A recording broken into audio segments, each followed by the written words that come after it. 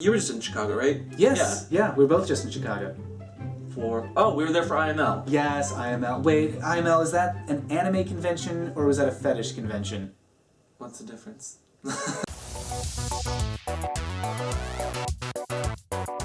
Hello! Welcome back to What's the Safe Word? I'm Amp. I'm Matthew. And today we're going to talk about Nerds and Kink and how there's a lot of crossover between them. Matt is a writer, YouTuber, blogger, podcaster, and what do you generally talk about? I talk about LGBT issues a lot, and I talk about entertainment, and what's happening with politics, and what's happening with the news, and what's happening with LGBTs and the media.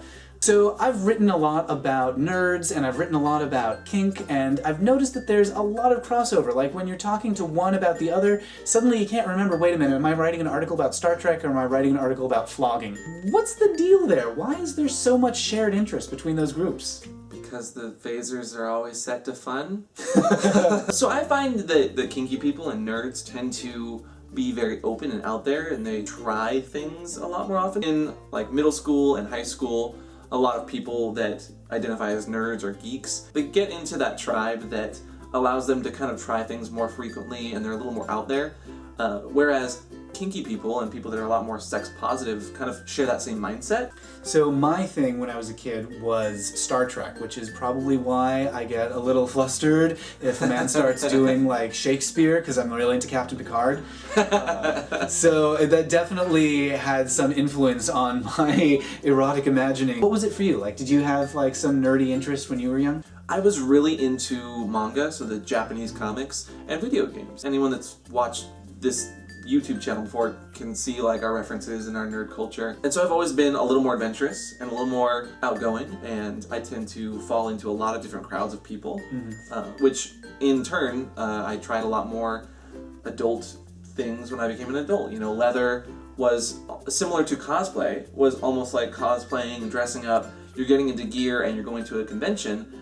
And so that just was something that resonated with me, and I wasn't afraid to try, and I really, really enjoyed it. So I guess when you're like imaginative and you're like, oh, I'm just gonna let my mind wander and be into like fantasy realms, then, you know, it's not such a hard jump to be like, and I'm gonna be imaginative in the bedroom too. Absolutely not, no. So do you find like when you're watching kinky stuff, are you like, oh, I see like something very nerdy going on here? Or do you ever watch like nerdy stuff and you're like, oh, I can see a little under the surface, there's something happening here with this, a little fetishy? Well, if you've ever watched any anime, panties, tentacles everywhere. muscles, clothing being ripped off, barely anything being worn, like, it's very sexual. And sex is just integrated into everything now. Comic book characters are always in very scantily clad costumes. Women are always with their back to the audience, or They're doing like, ooh. yeah, but purposefully, because sex sells and people know that. Sure. The same way that video games are now having a lot more sex and kind of like romantic storylines. Ooh. Yeah, and I will say, it's not just like, oh, it's a sex scene. And it's like an actual really nice love scene. You have to push X here and A there, and just like in the bedroom. wiggle the remote to get her off. Like, yeah, just like in the bedroom. I will say that I just rewatched the show Gargoyles from the 90s. Oh my god. And there is so much kink happening in that show. It is a kid's show, but tentacles everywhere. There's all these like characters who are like either transforming into stone, so there's this like immobilization thing. Oh, totally. And then like there's a character who becomes a werewolf, but she's like struggling, my body, what's happening? There's even an episode where there's some age play where someone's regressed and someone else has progressed, and so there's all these different, like, what's happened to my body? And all of these tropes, you can take a trope like that, like age play, and you can find that in all sorts of cartoons and comics. Like, that is across the board, you can find something to fetishize. So do you find that kinksters are tribal in the same way that nerds are? I find that human beings in general are very tribal in how they categorize people, and they tend to just group someone based on their interests. There's leather, there's rubber, there's people that like leather and rubber, but you know, they tend to group themselves at events, especially if you're wearing something. People in rubber are going to obviously gravitate towards those tribes, those people that are also in rubber, and people in leather are going to do the very same thing. Right, and people are like, oh, well, I'm into piss play, so never mind you guys. I'm going to go over here and find my other people. Yeah, guys in diapers are going to be with other guys. Exactly. Yeah. There's going to be overlap in those Venn diagrams, but people tend to group and gravitate and label based on what they're interested in. Yeah, and I find it so funny how, like, some people are like, oh, I'm really into Magic the Gathering, and then I'm looking down my nose at, oh, you're into Cardcaptor Sakura? You know, that there's this, like... I'm offended.